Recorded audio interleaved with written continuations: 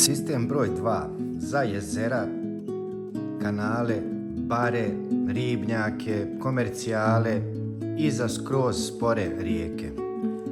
To je takozvani helikopter sistem. To je možda jedan od najjednostavnijih sistema, ali je idealan sistem.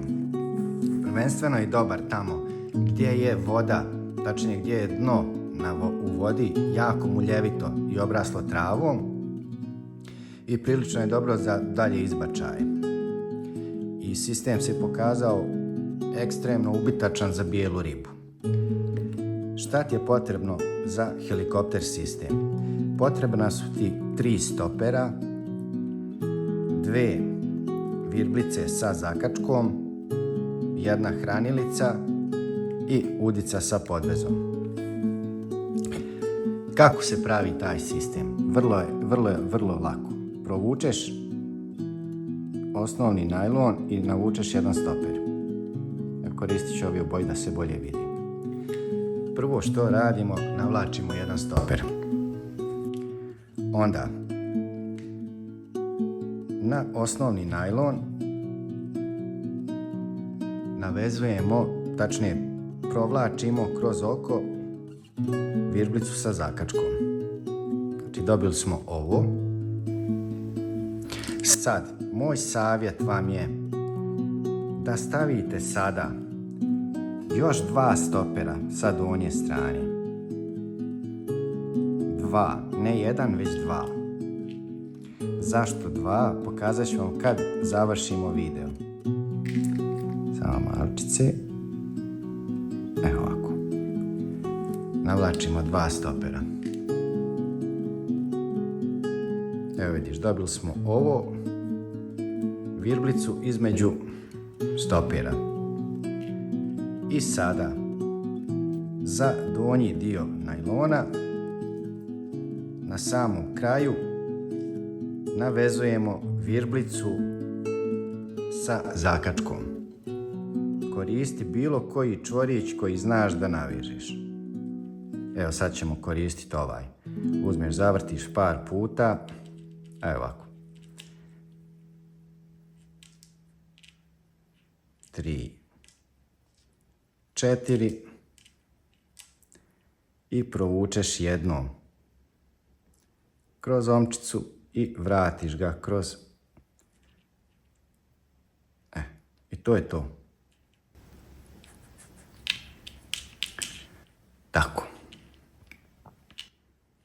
I višak odsiječemo. Nikad do kraja, rekli smo. Sad smo dobili ovo. Vidiš. Ovdje imamo virblicu između 2 stopera i na samom kraju imamo virblicu sa zakačkom.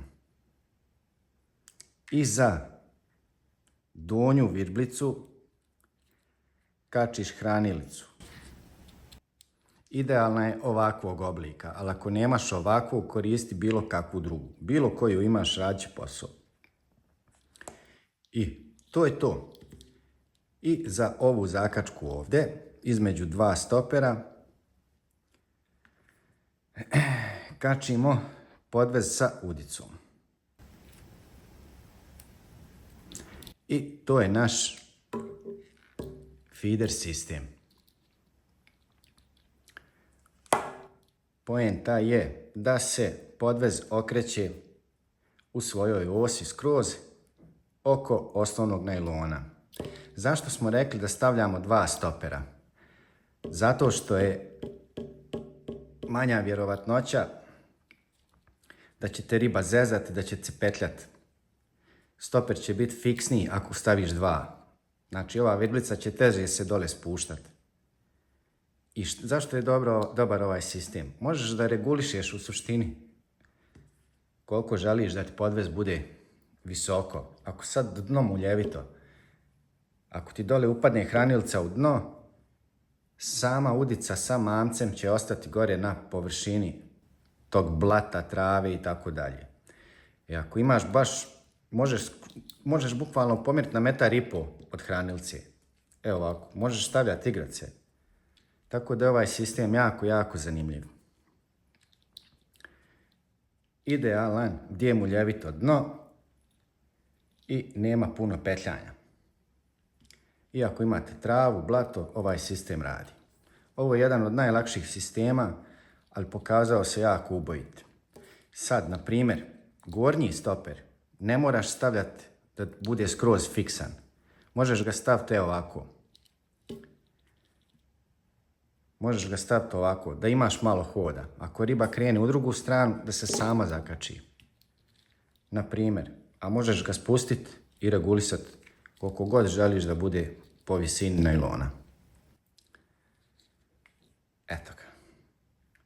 Imamo još 3 sistema da napravimo. Napiši u komentaru ako želiš da snimim video za najboljih 4-5 sistema što se tiče brzih rijeka. Napiši u komentaru, slobodno. Lajkuj video, zaprat ako nisi. Idemo na video broj 3. Tačnije, ne na video, već na sistem broj 3. Ostanu uz video, idemo dalje.